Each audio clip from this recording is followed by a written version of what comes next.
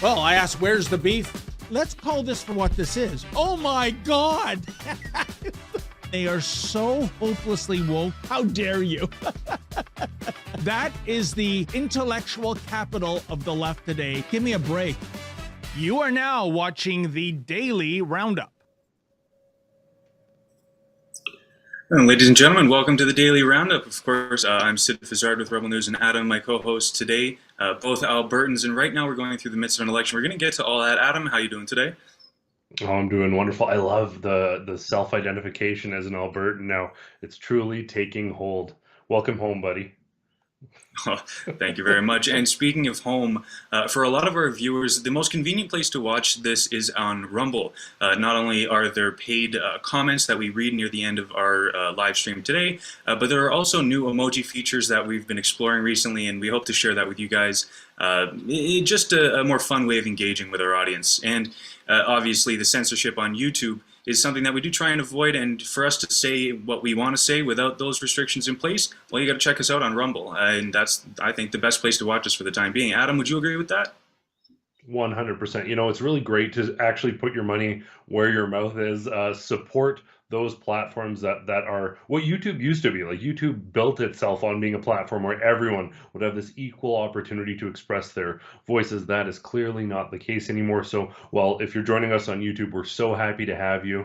I know it can be comfortable and convenient to just have that app open it. There's nothing wrong with that. But do consider checking out Rumble or one of these other platforms that gives you an opportunity to support us and to advocate for and support networks that are pro-free speech. They don't care where you stand on a position. They just want to give you a platform to share it. Yeah, no, I still remember the good old days of YouTube. And, you know, in a sad way, it's never going to come back on that platform at least, but there is chances on other platforms. Indeed, indeed. Who knows, even with Twitter now, they're starting to open things up. Elon Musk wants to turn it into an everything app. So much on the horizon, possibilities. There's clearly an appetite for whether it be Rebel News, whether it be other free speech-oriented outlets and platforms. So I think that the capital-minded people out there are like Rumble, are eager to sort of meet that need, provide people with that service that they are all clamoring for. So do check it out. Lots to get to today. This is effectively our Alberta edition during this election period anyways. But we're not just going to be talking about Alberta today. We're going to start off talking about last night's debate and some Alberta issues. For folks who didn't get a chance to watch our live stream last night of the election debate and all that coverage, then we're going to get into some very sort of topical things, including Bill C-21, the arrest of Josh Alexander, UCP MLAs getting ejected from the party, all that good stuff. But I think first off, unless you've got anything else to add, maybe we can just start diving into some of these clips from last night's debate and discussing. So we'll start with Rachel Notley's opening remarks from the debate last night, and then we'll provide a little bit of feedback. This election is about trust, and it's about leadership. You know you can't trust Danielle Smith, so my offer to you is this. I will work every day to be the premier you deserve, creating jobs and diversifying for the future. I won't raise your taxes. I will cap your bills. I won't fund a war room. I will fund an emergency room. And I won't ever make you pay to see a doctor. I'll protect our healthcare, protect our mountains, and protect your pension. And having learned today that Danielle Smith broke the law, I will also protect our law, and I will never break it. When I say something, I mean it. And that's the difference between Danielle and me. You know, one thing that's really interesting is normal people, when they're looking down at their notes, it's to confirm like a specific, like, oh, the number, they're talking, they're expressing their emotions, and then they'll look down at their sheet and they'll come up with like 82,000 or whatever. They'll come up with a specific number they had to pull from their sheet. There's a couple moments during the debate last night where Rachel Notley was like, as your premier, I will earn your trust. Like, it was so bizarre. Like, that's what you have to look down to read.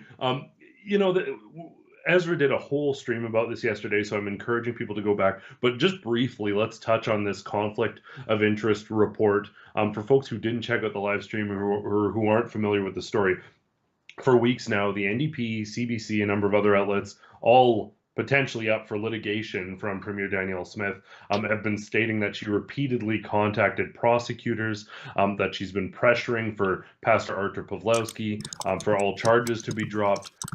An in-depth analysis that included looking at millions of emails found that beyond a short conversation with Tyler Shandro, she didn't contact or pressure anyone in any way, shape, or form. So she was exonerated on those sort of allegations, which is what people were really upset about. What she did do is have a 5-minute conversation with her justice minister, who informed her that what she was hoping for is not possible, and then she dropped it. And as it turns out, later on, Pastor Artur Pawlowski was charged. So for most people viewing this objectively, unless you wanted it to look really bad, all you can say is perhaps she should have had like a formal meeting instead of a quick phone call, but nothing came of this. She accepted the recommendation that this was not something she could act on. So this ruling was like, well, technically there was a conflict of interest. I don't know how valid that ruling is. Maybe it's a technicality, but there's virtually no consequences. They're saying they're going to undergo a little bit of training to make sure that this type of communication doesn't happen again. But this is not serious. All the headlines saying, oh, egregious Trudeau level conflict of interest, those are not reporting what's actually taking place in this report, what's stipulated in this report. What did you make of all that? Report actually on a bunch of access to information documents in relation to the Coutts blockade. And as I was wrapping up that report, there was a final access to information document exactly about this. Did Danielle Smith reach out to federal Crown prosecutors, etc.? And the answer was no. There were 0 documents found showing that she had reached out or done anything like that the CBC, I believe, had alleged. So, and at the end of the day, what did she do? She had a little conversation to be like, hey, is there anything we can do about this? No? Okay, next topic. That's the gist of my understanding on that. Is that yours as well, Adam? Because at the end of the day, it's not like she called and said, hey, what can we do about this? We're not allowed to do anything about this. Well, we're going to do something about this. Change, that didn't happen. But this story does show that the CBC lied. Yeah, and the comparisons to Justin Trudeau, who pressured somebody repeatedly, had numerous people contact them, and then fired them when they wouldn't cave. This was quite the opposite. It was, oh, we can't do this? Oh, okay. And they moved on. So much ado about nothing, it seems here. And if you read the report, it very much is well, technically you were speeding, but it was about by 5 kilometers, so you're not getting any demerits. That's what this amounts to. Curious timing that it comes out the day of the leaders' debate. But on that note, I think that Danielle handled it very sort of effectively. I think our headline says something to the effect of Smith smokes Notley. It was interesting, though. She beat her, and I think even in Liberal outlets are saying that Danielle Smith probably won. CBC called it a tie, which is a clear indication that Danielle Smith won. But she didn't smoke her by attacking her personally, which is what Rachel was doing all night. What she did was she talked about policies, talked about issues. And I want to jump into her next clip as we transition now. One of those key things that she's talking about is safety, supporting police, restoring order of law, and all that sort of stuff, those critical concerns for people living in cities who are seeing stabbings, shootings, all of this violence unfolding in cities where this did not traditionally happen. So if the team's got it ready, I'd love to roll that next clip. First off, we wouldn't defund the police. Again, Ms. Notley has so many defund the police candidates on her platform, on her candidate roster. I've lost count of them as well. The frontline services are demoralized, and we are giving courage and confidence back to our frontline officers. We've embedded sheriffs in both Calgary and Edmonton. We're adding 100 police officers in both Calgary and Edmonton because we believe that people have a right to take public transit and feel safe. They have a right to go downtown and be able to have a nice dinner or see a game and not worry that they're going to be randomly attacked. And they certainly have a right to walk past an open doorway without having to inhale secondhand crystal meth smoke. We have an approach that is going to make sure that we crack down on public safety and crime and make sure that people feel safe again. All right, thank you, Ms. Smith. We've got about 90 seconds for this free debate. Ms. Notley. Well, I need to start by saying when it comes to defunding the police, the UCP actually defunded the police. Interesting rebuttal there from Notley. Not sure how valid that is. But Smith actually follows up in that conversation, and she addresses that point about defunding the police, and she opens the conversation up into the direction of how a lot of this was funding that went to the medical industry, in a sense, to provide that kind of mental health needs, those kind of mental health needs and stuff like that, it's not all police work. And maybe the right option is to have police step away from a very intimate situation with a person who's clearly struggling with something. I don't know if, I think that's just the conversation that was had there, and that's how it opened up. It wasn't just a bang, UCP defunded the police, and I stress that because as we've seen across especially in the States, like full units and divisions are being shut down because they don't have the funding because of these politicians who are actively defunding the police. So it's funny that she would come back with that. Well, and you see with the NDP, like, they want to be pro-oil and talk about building pipelines while chasing businesses out of the place, and all their rhetoric and candidates are anti-oil. They talk about safety while a bunch of their candidates are defund the police folks who are all for certain types of protests, but not they want to wield police as a political arm. So sometimes they're happy to call them to beat up protesters. Other times they want them defunded. So there seems to be this glaring duality within progressives where they want these people militarized, but they want them disempowered. That's not how the world works. It's sort of one way or another. But it is interesting, and we're going to talk about sort of addictions later, but it was incredibly interesting to see at the recent UCP announcement on safety, where they're talking about rampant drug usage and the need to get people not with a free, safe supply of, as Mike Ellis referred to, perpetual palliative drug care, where they're just giving these people drugs, because violence follows that. As you see these, whether it be overdoses, deaths, drug uses, mass consumption, you see crime increase in those same areas. So the UCP, it's funny, it's very much a talking point to the left to provide social workers or helpers or additional venues that aren't policing to help people. But it seems like the UCP is actually doing it. So there's certainly a glaring contradiction there. I want to talk about the addiction stuff now, but we'll wait till later because we have another story that ties into that.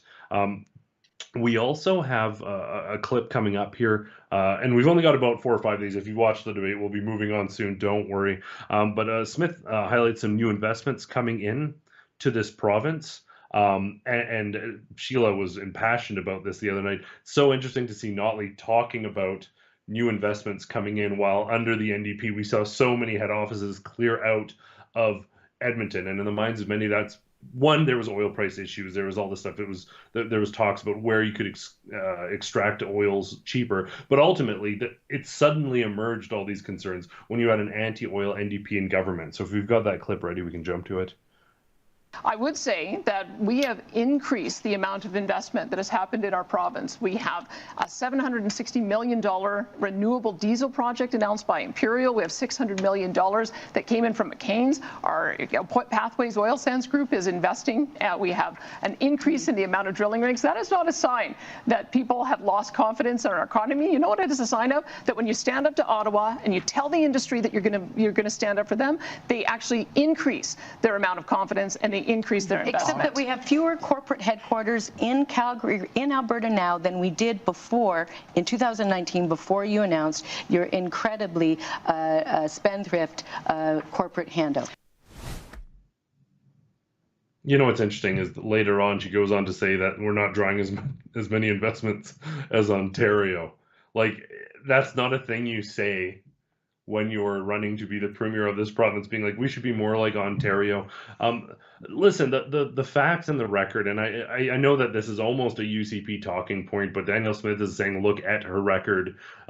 The NDP is running away from their record. If you look at the facts, if you look at the layoffs, the lack of investments, the fact, and this is the most glaring statistic because this isn't just a little anomaly, that the number of people coming into the province under the NDP decreased dramatically. We saw that population growth decline effectively right as soon as they came into power because people got the sentiment that Alberta wasn't open for business. Well, and especially a difficult thing to talk about or to diagnose in a sense is the last 3 or so years that we've had with COVID and everything going on. It changed so many things. I mean, we have a new premier because of the actions that were taken by government during that time. And, you know, I can only imagine what it would have been like if Rachel Notley and the NDP were in charge. I mean, they were calling peaceful protesters domestic terrorists, right? And I'm kind of jumping around, but you guys, Adam and Sheila, Ezra, you've been in the game for a long time. You've been Albertans for a very long time. You know Rachel Notley. You've seen her in action. As somebody who's newer to the province, I'm kind of coming into this fresh, in a sense. Watching Smith and Notley talking about, the previous experiences of hers, it just doesn't seem like she has it. She doesn't have that same confidence, and everybody knows what she did last time. And I think she knows that everybody else knows, and she's trying to avoid it, but she seemingly is unable to. Whereas you see these new issues arise with Danielle Smith, it's like it's nothing. I mean, these are really the smallest of issues that could be had with a premier. So at the end of the day, as a new observer coming into this, hearing these remarks from Miss Notley, it just doesn't seem like she's got that punch. And I genuinely just, I don't think it's there for her. Yeah, and I think it's because Danielle Smith, and she's openly admitted this, an imperfect person who makes mistakes. Again, I appreciate that she hasn't been entirely apologetic about comments she made on a radio show, because, by the way, when you're doing stuff like this, you just talk about ideas. You can even propose ideas you don't agree with for conversation, and that has happened sometimes. But what the difference is the UCP, far from perfect, certainly over the last few years under Jason Kenney, extremely far from perfect. But even though there was this quote-unquote pandemic, even though there was all these extremely difficult circumstances, the UCP still managed to do better than the NDP not during a pandemic, which is staggering. It's unbelievable to think that. We should be making excuses about how things were not managed well and how there's a massive like fiscal concerns and how they accrued more debt than the NDP because of the pandemic, but we're not doing that because they did a better job. So Danielle Smith, I think, is confident because she has the facts in her corner. Rachel Notley knows she can't run on a record. Their policies aren't as strong. Danielle Smith often refers to them as gamesmanship, where if Danielle says she's going to try and build 15 schools, Rachel Notley says, I'm going to build 40, which is not realistic, but that's what she does. So I think Rachel Notley is lashing out because she isn't confident in her positions. I think that's also the reason she's not willing to answer questions from media outlets, even outlets like us that ask tough but fair questions of everybody. Well, and that's a huge thing, right? Like the next premier, who are we going to have? Are we going to have somebody that we can actually challenge when they do things that the general public thinks is not okay? Or are we going to have somebody who, like Rachel Notley, who simply just tells all of the reporters asking the questions she doesn't like to leave? I mean, that's a very dangerous precedent. And that's what she's shown during her run-up to this election. Yeah, especially once they've formed government, like that's going to be increased. It's another thing for the opposition at private campaign events to say we're not letting you in. You're at a private facility, whatever. No, it isn't right. It's morally abhorrent. But you're at a private place running a private campaign event. Technically, you can say you're not welcome here and you're trespassing. But once you form the government, and we've seen it with Justin Trudeau, and it's completely unacceptable, categorically and undemocratic in every metric.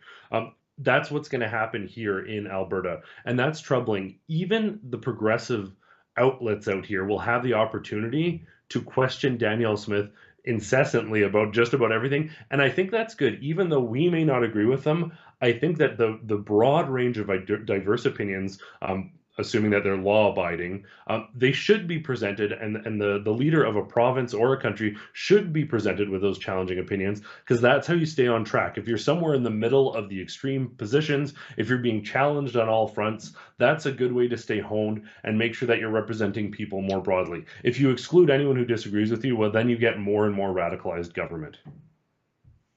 Yeah, and I'm certainly not looking forward to any radicalization of government. That's probably the worst kind of radicalization.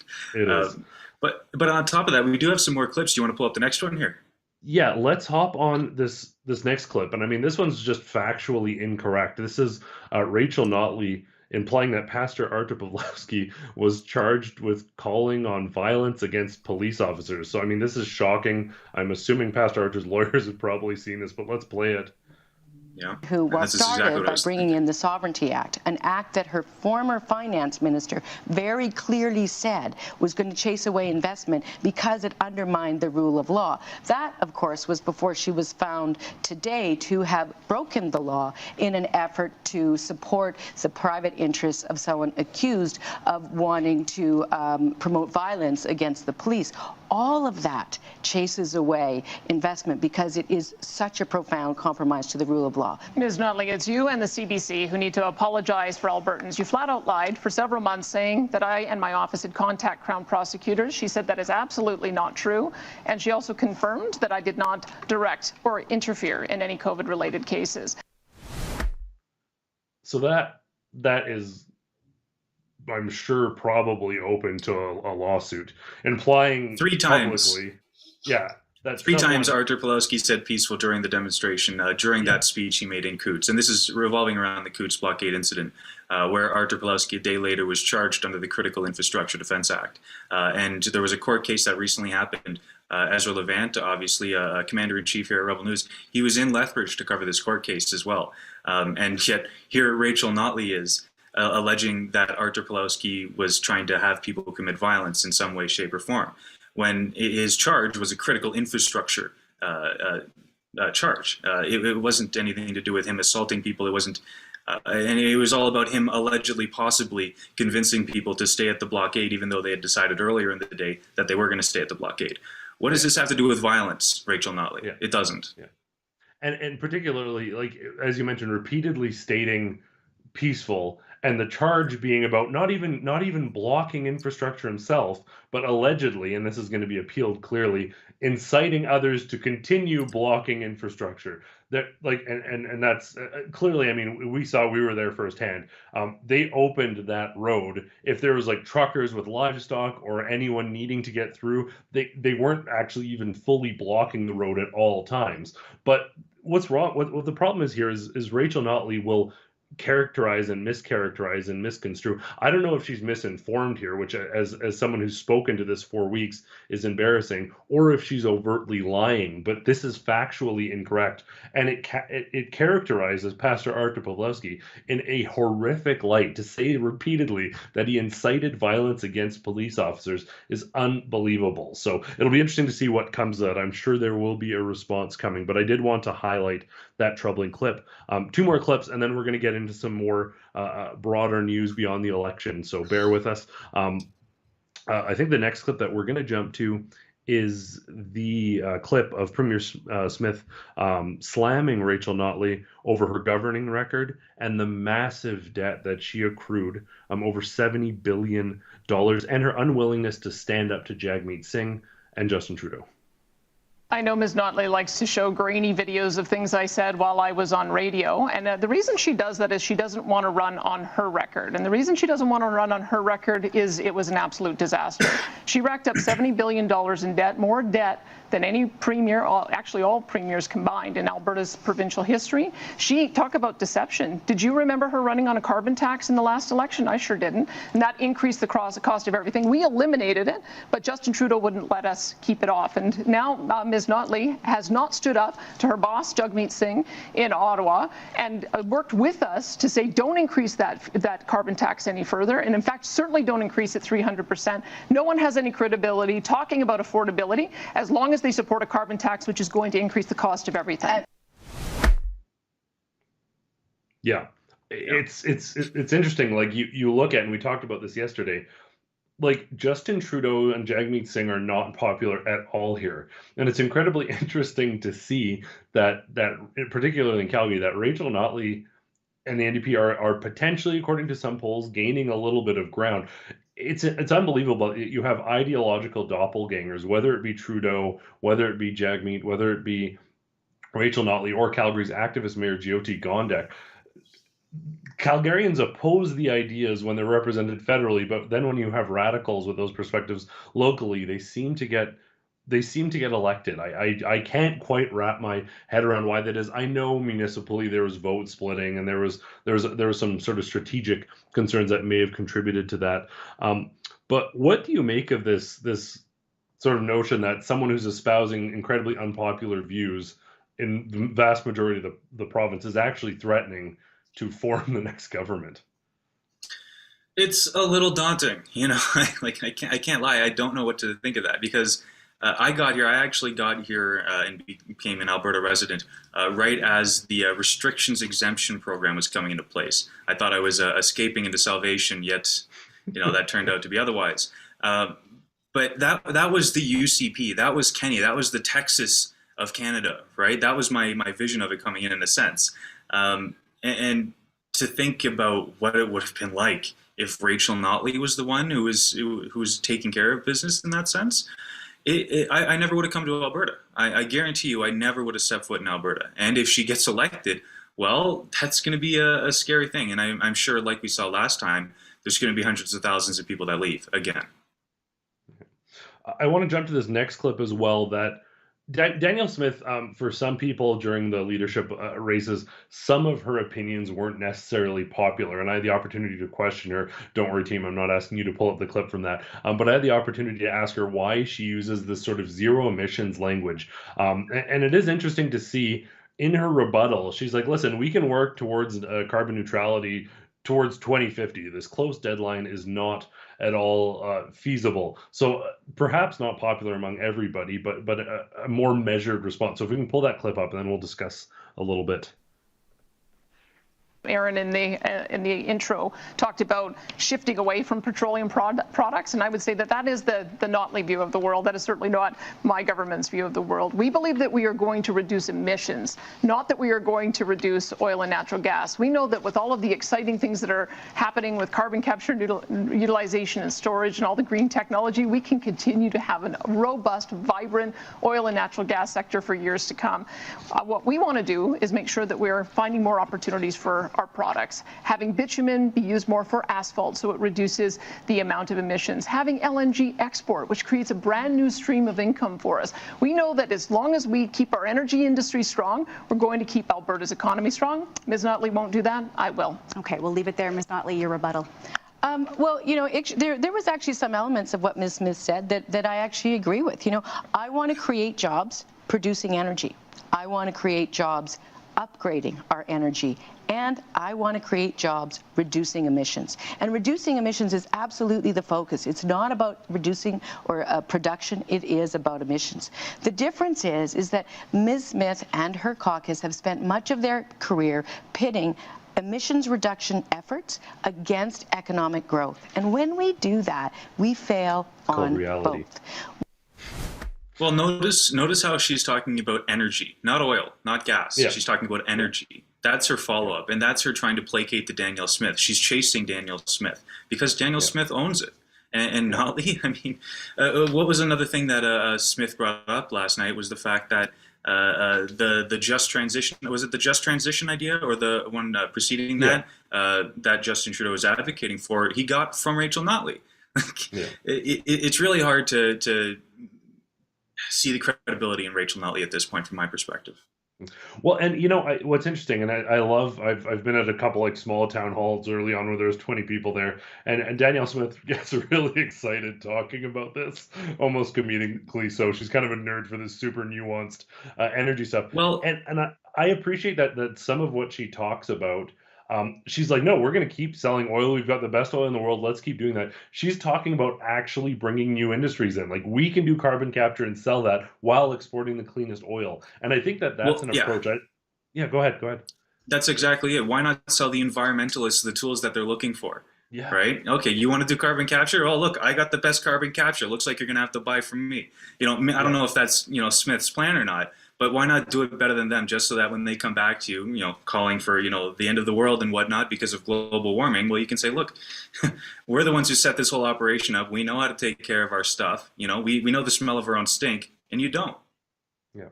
You know, fear-mongering is a tool often used by environmentalists to sell technology that isn't quite there yet. We often refer back to the Chinese sort of leap forward manifesto, which actually resulted in the deaths of millions because the technology wasn't there yet. Listen, I think every one of us probably, if it got to the point where for a very affordable rate, you could slap a panel on your roof and get free electricity forever, we'd probably all be on board with that. If these ideas were commercially viable, they would take off. And I think what Danielle Smith is saying is, let's be the place that gets these technologies there. We don't want to completely abandon our industries. There are countries all over the world, including Canada, because of our size, because of the climate here, that are going to need oil, that are going to need petroleum, that are going to need these byproducts. Roads need to be built. Plastics that result from the byproducts of these processes are needed. These products are needed and will continue to be needed. But Danielle Smith wants us, as Notley says she does, but really what she wants to do is scrap all of our industries. She wants us to use the wealth and opportunity generated to also start controlling, taking over, and dominating these other industries. Be the place that everyone goes to for energy capture. You can buy your energy from us. We can pay to clean up the air, all that stuff. And I think that those are opportunities that it doesn't matter where you are on the political spectrum. If it makes sense and if it makes money and if it keeps our taxes low, keeps houses affordable, creates jobs, people are going to be on board with that. And I think on that note, we are way overdue for a quick ad break. So if you don't have anything else, I think we'll jump over to an ad break.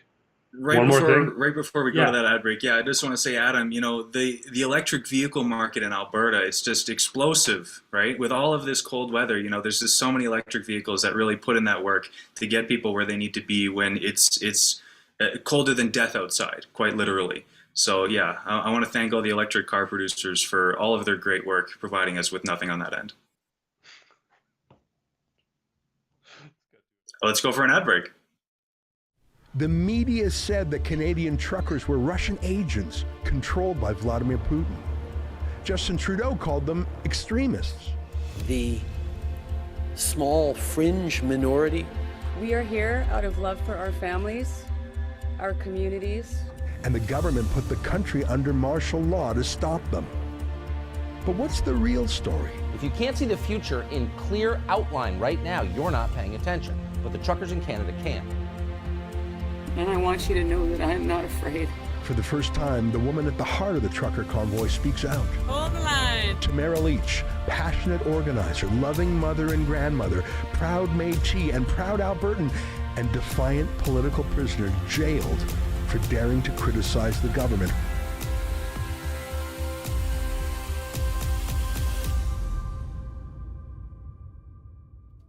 Tamara Leach. Her new book, Hold the Line, My Story from the Heart of the Freedom Convoy, is the inside scoop of what really happened. You've heard from the media and the convoy's critics. Now hear the truth from the woman who inspired the world and made Justin Trudeau blink. Visit theconvoybook.com to order your copy now. Spike protein in a post-pandemic world is something we all have to grapple with, whether you've had the virus, you've been vaccinated yourself, or if you're around those who were. The wellness company's Spike Support Formula is a daily supplement that can help you feel your best and then stay that way. Go to twccanada.health to get back to that pre-pandemic feeling with Spike Support. Use coupon code REBEL to save 10% off these doctor-formulated products, which are rooted in science, and for a limited time, your first month's membership is only 99 cents. That's twccanada.health, coupon code REBEL at checkout. It's time to put your wellness back in the driver's seat. Tamara is the best. Yeah. I think everyone should pick up a copy. Go ahead. I've never actually, I've seen her, but I've never actually had a moment to have a conversation with her. So that is still something on the checklist for me. Yeah. Pick up the book, guys. Really. Tamara's the type of person, hopefully I'm not speaking out of turn here, but she loves people so much. She's not like a militant activist. She's a strong woman, don't get me wrong. But almost every time I see her and she sees somebody from the convoy or she's talking about something, her eyes well up with tears. I'm used to it now. It's sort of like a running joke. What are you crying about today? She is such a kind person, and she's such an emblematic figure of the rebellion that took place, that resistance, the Freedom Convoy, because she was a reluctant participant. She was not a political activist. She's not someone who set out to make a point. She's somebody who was simply pushed too far and then said, listen, I have to do something. So do go out and pick up that book. I want to get into, we've discussed this, we discussed it last night, we're probably going to continue discussing it. Certainly the mainstream media and the NDP want to discuss it, but UCP candidate Jennifer Johnson was forced to apologize and then eventually was actually ejected from the UCP and will be running, unless she's decided not to run, but I don't think that's the case, will be running and sitting if she's elected as an independent. Lots has been made about the sort of quotes of her comments. But we actually have the audio purportedly. Someone posted this on Twitter saying this is an actual recording of the comments. So if we could, I think it's about 2 minutes, maybe not even. I think we just play those comments in their entirety so people know the context, and then we can just discuss it briefly. So for folks who haven't heard this yet, some of the comments that have led to the ejection of Jennifer Johnson from the UCP. Yeah. Enjoy. I only put a teaspoon of poop in them, but it doesn't matter because it's only a teaspoon in the whole batch. So you pick which one is good. Yeah. And they obviously put the cookie. This is not a true story. So, but the idea is we can be top 3%, but that little bit of poop is what wrecks it. Oh yeah. Yeah. Right? And it is when we've got furries in the classroom. Do you know what I'm talking about? Yeah. These kids who are identifying as cats, and the teacher puts a litter box in the classroom for them. And girls saying, I'm not a boy anymore when they're 7 years old. And transitioning at 14 years old and getting mastectomy, double mastectomies, and getting chemically sterilized when they can't even go to a liquor store and buy a beer. And yet we're allowing them to be chemically castrated and sterilized. This is more than a teaspoon of poop in the cookie batch, right? And so it doesn't matter to me. It does not matter that we're in the top 3% of the world. Who cares if they got an 89 on chemistry 30? Who cares that they're entering post-secondary if they're chemically castrated? And by the age of 18, 90% of these kids who were who were struggling with this have grown through it. They got over it, just like I did when I was 6 and I had 3 brothers and ripped my shirt off on the farm, and my mom said, put that back on.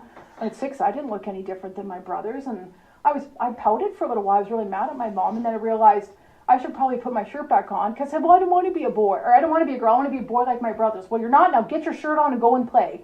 That was the end of it, and I went, okay, so I went and played, and I'm pretty glad I did. Well, so what are priorities? Now we say, that we can cut there. That's the core of the sort of part that was being quoted. And it's interesting, before I had the opportunity to hear the audio, the way CBC quoted it was to suggest that she was saying trans people are feces. That is not at all what is stated there. And I think anyone for listening or reading skills, what she's stating is it doesn't matter if the entire school system is the best performing and everything about it is the best. If they're pushing ideologies that are resulting in these outcomes, and I hate the language used, but that's the poop and the brownies that spoils the whole pot. So when I first read this, the initial comments, I really have no problems with any of her criticisms. These are things that we know are happening, that are problematic, and most people would probably condemn: transitioning children, double mastectomies, litter boxes, which they try to debunk, but apparently even our own Cian Simoni in his small town in Ontario, there was a litter box in one of the schools for a kid. So they'll try and debunk this and say none of this is happening. Well, there's legal proceedings on this. These things are happening right now. And so most of her comments there, they've been characterized as bigoted or hateful. Those are probably comments that most people would deal with, and none of them are personal attacks on individuals.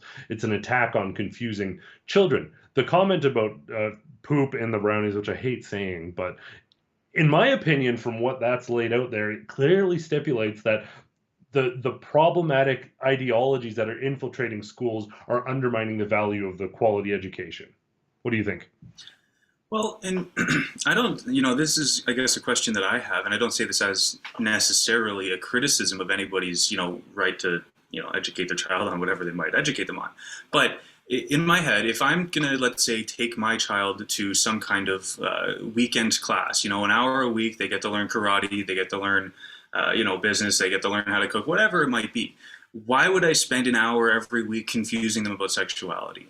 Because, there's the argument that, they're confused, they need the support, this and that. Well, at the same time, they are being confused by these events. And I think it's a very dangerous precedent.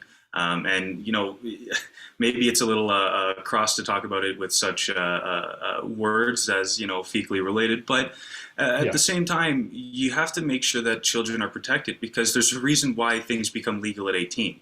Children just can't handle certain things. They don't have the wherewithal to defend themselves against certain things or certain ideologies. So at the end of the day, I think there has to be some protections for children in regards to things like sexuality, simply because if you take somebody who is purely a blank slate, I mean, yes, you can change that and you can change their beliefs to be whatever you might want them to be, but at the end of the day, is that going to be the best thing for them? I mean, I don't know, Adam, what's your take on that? Well, I'm just interestingly, I'm just reworking my way through The Abolition of Man by C.S. Lewis, and there's an entire segment about education, and he says something to the effect, I'm paraphrasing, of if you sent your kid to the dentist to get a cavity filmed, and he came home with a head full of Marxist ideologies and a hole in his tooth, you'd be pretty upset. That's what's happening in these schools. Parents are sending their kids to schools hoping they'll get some basic foundations, some history, some hopefully age-appropriate education, and what they're getting is a whole bunch of radical ideologies being pushed by adults who aren't addressing kids on an age-appropriate level, and are very often, whether it be the parents, whether it be the adults, people taking their kids to these drag shows, whatever it may be, they're trying to score some sort of imaginary social capital by being the most woke parent in the room, by being the most woke teacher in the school. But what they're not doing is actually educating the kids. I don't really care if you're a boy or a girl or trans or whatever. We can sit here and learn about history. We can sit here and learn numbers. Those are things that should be focused on in the school. Math, science, biology, all of these sorts of things, which the former UCP hopeful talks about, is we need to get back to biology. We need to get back to basics. I think at this young age, we can leave those conversations, those identity forming conversations, to family, to the home, and we can focus on education. It doesn't need to be all, ideology has permeated so much of our lives. Progressivism seems to be taking everything over. But we've seen it happen in Ontario. We've seen it happen in other places. The second you start pushing it on kids is when parents push back. So I'm hoping that and another concern, maybe perhaps election wise, I'm hoping that this isn't the start of every candidate who's ever made any comment is going to get kicked out, because the UCP cannot play that game anymore. We've seen that federally. We've seen that even with the UCP before in prior Conservative governments. Some comment from years ago being dug up, or a comment that frankly probably most people agree with a great deal of her sentiment, though might have worded it more eloquently. We can't accept that those positions, like let's not transition little kids, are radical and bigoted. We cannot accept that narrative, and particularly a UCP government cannot. Speaking of radical, if you don't mind, do you have one more thing on that, and then we'll jump to our next article? Well, I was actually just going to say there was an event that took place in Calgary recently, exactly on this subject. I was there as camera. We had our reporter Alex Dhaliwal and Kian Simone, another cameraman, there as well. And it was quite an event, I guess you could say. And this was pertaining around Josh Alexander. Some of you may know the name, but maybe we can just pull up that clip and give you a little insight into the day's events.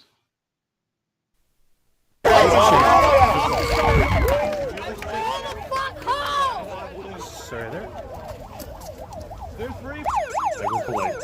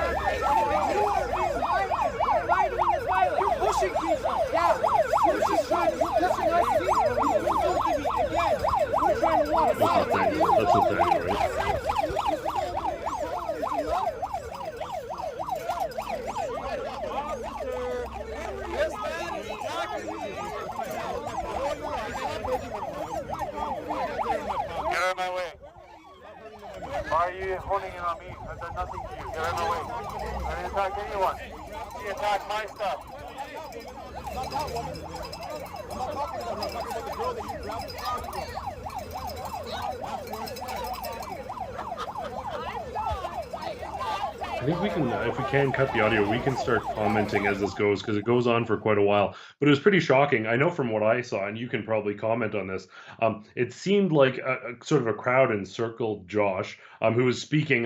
For those who don't know, he was sort of outspoken on some of these trans issues and has garnered quite a bit of opposition for those perspectives. I think he was suspended from his school, a Catholic school, for harboring shockingly Catholic opinions, though I don't think he's Catholic himself, but that's an aside. So this crowd crowd, some of them I know have assault charges. A few of those people already have assault charges and a history with police. And he was simply trying to leave as things escalated, and then they started pushing him, restricting him, preventing him. You could hear, I believe, Nathaniel Pawlowski saying, "Why are you pushing people? We're just talking." Is that effectively what happened from your perspective? So as Josh and Nathaniel and their group of a couple individuals, they were walking up to the school on the sidewalk, and already the Antifa members had lined themselves up along the sidewalk in front of the school, and they were just resting along the wall basically. And then Josh showed up. They arrived, and we got the next clip up here. Josh showed up, and they started getting physical with him. They tried to prevent him from using the sidewalk and moving forward to set up where they had a speaker system. They just wanted to set up shop on the sidewalk, I guess, and speak to those who may have come out of the school to hear. And there were quite a few students that came out to listen. But before they could get to that, and before they could have a lot of great conversations with students that they had near the end of the day, this whole thing happened, and the Antifa members and a few specific individuals from here got charged with assault, or they got charges laid after the event, as you can see, clearly shoving him around obsessively. Yeah. And it seems like he's trying to be very clear that he's not doing anything showing that the person you can see there, someone with a number of charges against them for going after people in the past. We've had some encounters with some of these folks as well. So I think I kind of joked on Twitter about the Calgary Police's arrest the Christians and ask questions later. So he was arrested, released shortly thereafter. And then some of the other people ultimately were arrested and charged. Is that correct?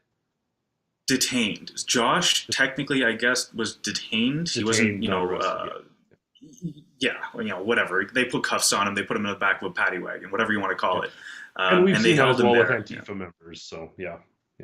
Although there were charges actually laid to some of the individuals that were assaulting him.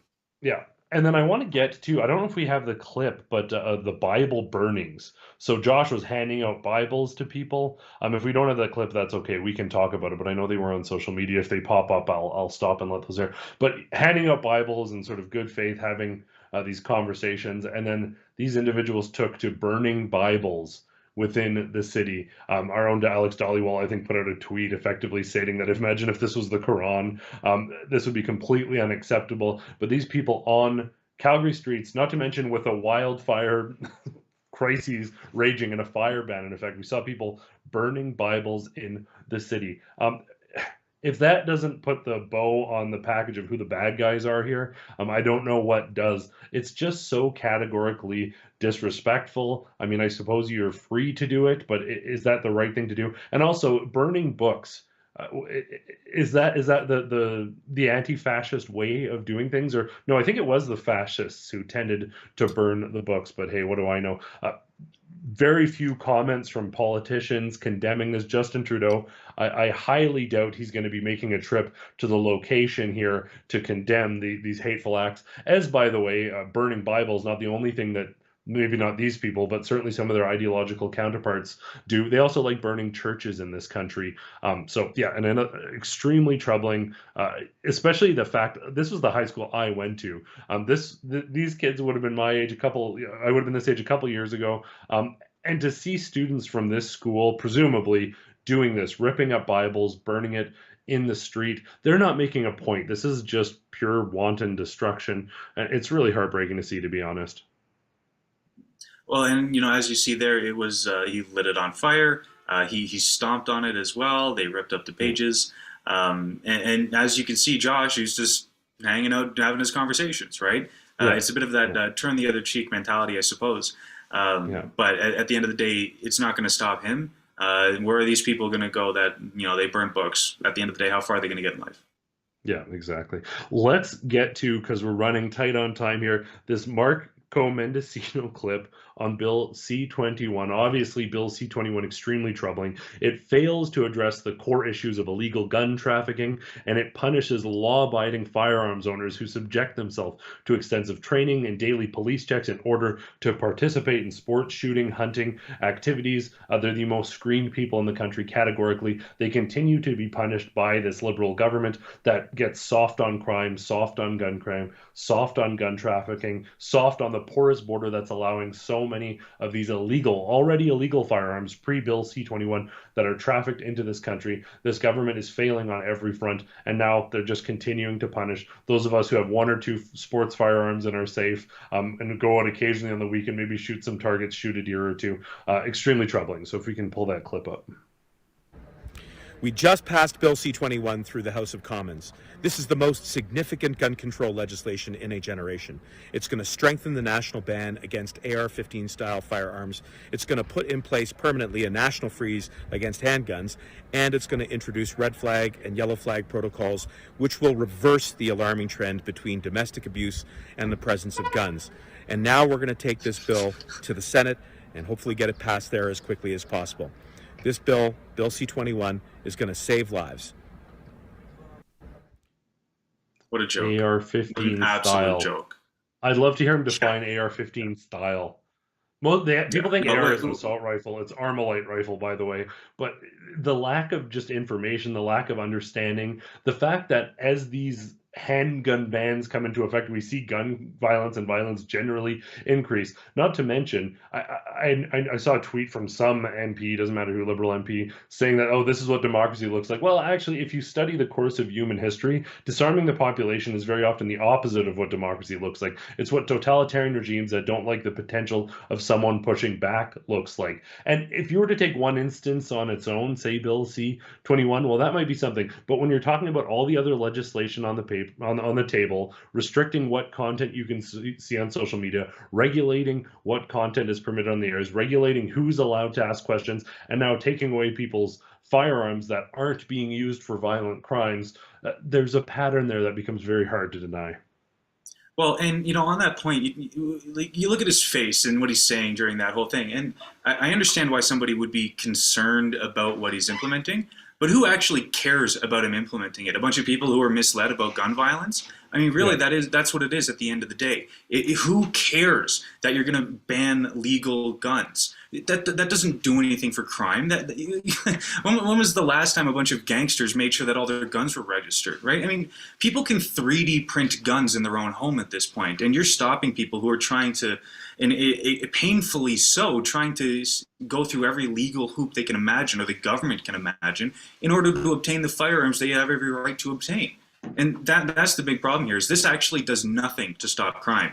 And let's say, like what, should there be a knife ban in Winnipeg? Like, it's not the guns that are murdering people, it's people. And those guns that some people are obtaining, generally speaking, if they're going to use them for nefarious activities, they're going to get them in nefarious ways. This whole bill does nothing and should please nobody. But at the end of the day, they're still going to push it.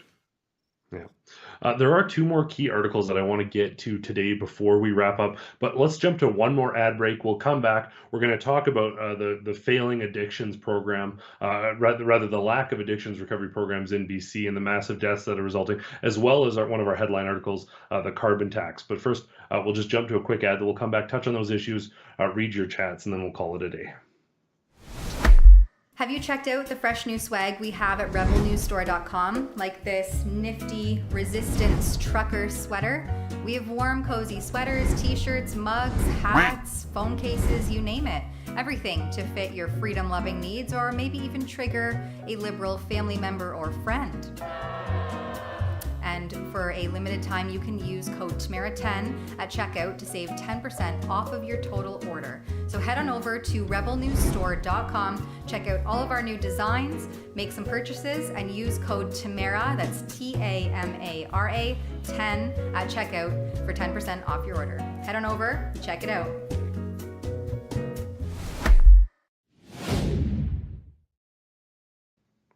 Yeah, let's jump straight into this clip so we have time to get to it, of Steven Guilbeault talking about clean fuel regulations, very much in line as we talked about with Rachel Notley's comment. These limitations will drive innovation. I know that's the policy that most people believe in, limitation driving innovation. Let's grab this clip right now. The truth is that the Conservatives have absolutely no plan to do anything to fight climate change and will set our country back on making promises towards a cleaner economy. When it comes time to ask the oil companies to reinvest their record profits in the innovative solution in clean technologies, the Conservatives immediately back down. We're proud to support the Clean Fuel Regulation, which, when fully implemented, is already contributing more than $2 billion in the last year alone, Mr. Speaker, to the Canadian economy. Thank you. The honourable member. The truth is that Yeah, so some questions about the facts there. What do you think of that, Sid? Well, I mean, Greenpeace activist Steven Guilbeault, who once climbed the CN Tower and failed to criticize or adequately criticize the oil sands in any capacity. I mean, why should I be bothered with his advocacy for environmentalism when that's exactly what it is? He's not coming to this from a perspective of the world international body. Well, I can't even say that anymore because those are all corrupt. But he's not really coming at this through an in-depth logical perspective. He's advocating for the same activism that he's been doing his entire life, and he figured out how to make money doing it, so he keeps doing it. Yeah, and you know, these comments have been sort of criticized broadly. The sort of fake news that's being pushed, that this is going to benefit farmers, this is going to drive innovation. Scott Moe actually weighed in on this Saskatchewan Premier, talking about, much in line with the comments made by Danielle Smith during the debates, that this 2030 narrative is not possible, and that in order for this country to survive, in order for there to be affordable resources there available, that coal-fired resources will be needed. So if we could just jump to that clip, that'd be greatly appreciated. If where we've come to in this country is when you know, individuals in this province or any other province flick their lights on, or their furnace fan kicks in, that you know, that's deemed illegal and cause for someone to go to jail, come get me. I mean, we're standing up for an affordable, reliable power supply here in Saskatchewan. If where we've come to in this country is when you know, it's great to see politicians speaking like that, standing up, saying no, enough is enough. The sort of fake news, fear mongering by the Liberal government, by someone who's, like you've mentioned, I think we've been charged for his eco-activism. Some might say eco-terrorism. For a politician to say, you know what, come get me, I'll go down with the rest of these people who are just trying to keep the lights on, who are just trying to pay their bills. If Danielle Smith is elected, if Moe is in power, there's a sort of Western Bloc developing. We're going to talk about BC in a second, but there's a sort of Western Bloc developing saying, no, enough is enough. We've seen pushback on firearms. We've seen pushback on the social media censorship. The sentiment, even in public opinion and polls, is starting to turn. I think the Liberals are in their death throes, and they're trying to do as much as they can in the time that they have left. Not saying Pierre will necessarily win the next election, but I know that Trudeau's time is probably running short, and I think they know that very well. Just a moment ago, I talked about BC and their troubling overdose numbers. If we can just pull up that article, we'll just look at it really quickly. I'll pull it up myself here. So Premier David Eby says the latest overdose death numbers provided by BC Coroner Service are profoundly troubling as the province continues to face the challenge of toxic illicit drugs. The Coroner Service said that they killed 206 people in BC in April, raising to 814 the number of overdose deaths so far this year. People can check out that article for themselves, but I do want to juxtapose and contrast this approach that has been taken in BC, that has been, despite Rachel Notley now trying to deny it, advocated for by a number of NDP MLAs, this sort of harm reduction, safe injection site mentality that keeps people on a perpetual cycle of drug abuse. How it simply is not working, and it also is not at all compassionate. It is, in concept, you can say, well, you're not actually affronting on anybody and you're not forcing anybody into treatment.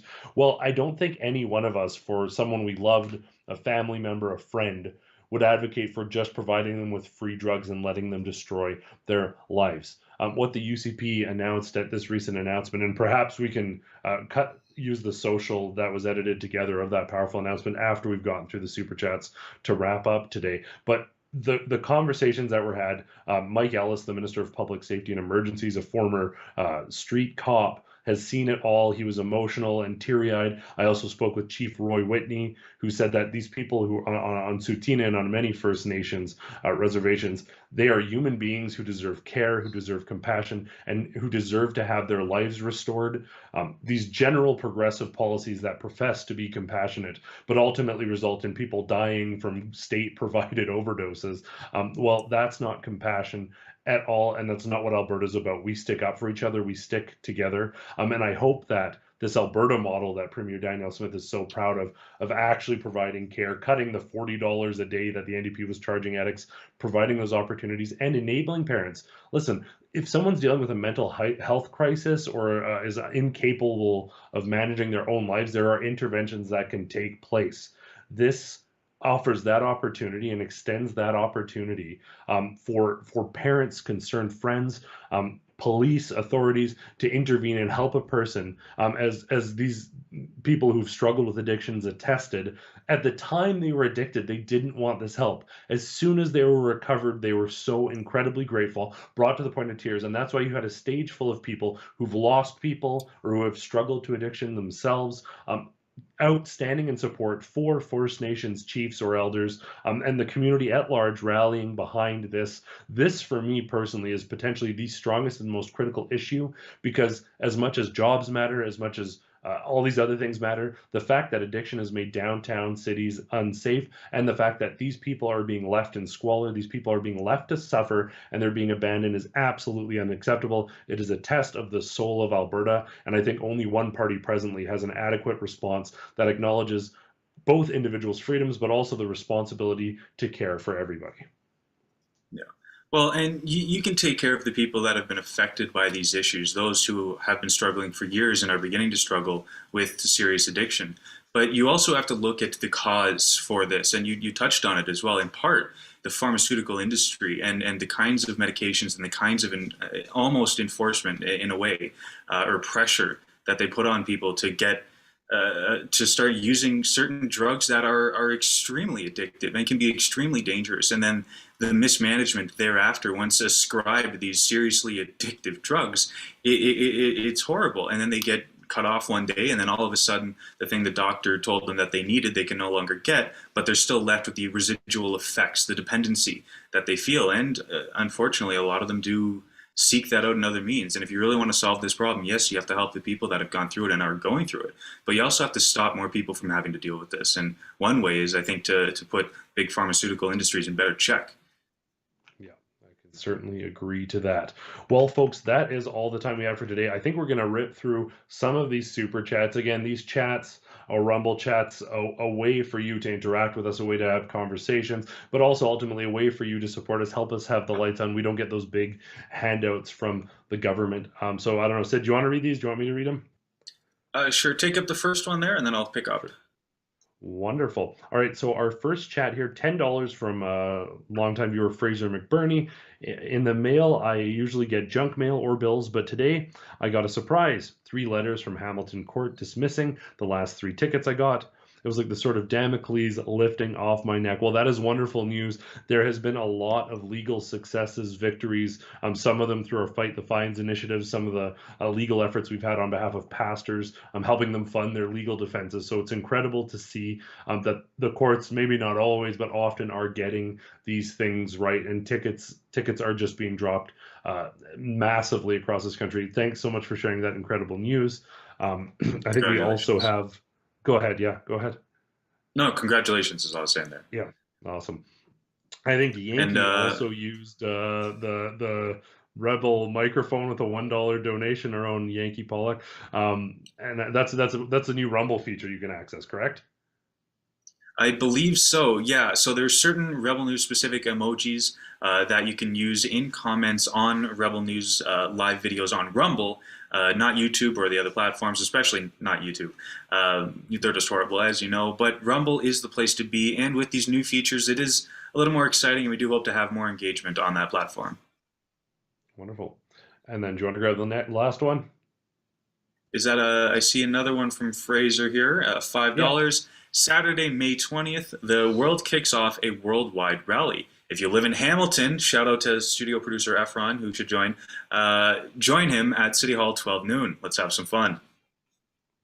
Awesome. So I know Efron's going to be in attendance now. No, I'm kidding. I can't speak to these on the weekend. Yeah, incredible. Well, thanks so much, everyone, for watching today. It's been a blast. I encourage you again, look back to yesterday's live stream where Ezra Levant did a sort of in-depth with his sharp legal mind analysis of the ruling on Danielle Smith and that conflict of interest. You can also look back and check out our coverage of last night's leadership debate. As always, all of our coverage for this leadership election is at albertadecides.com. A lot of conversation, in-depth analysis, interviews with some of these MLAs. So the election's sneaking up on us. We'll have, I believe, one more of these Alberta edition election-focused talks next week, and then Monday after that, well, that's election day. So we're looking forward to seeing you one more time. As always, I want to thank you all so much for tuning in wherever you're watching us. Special thanks to my co-host today, everyone in the studio, and as always, we want to thank you so much for tuning in. For Rebel News, he's been Sid, and I'm Adam Sos.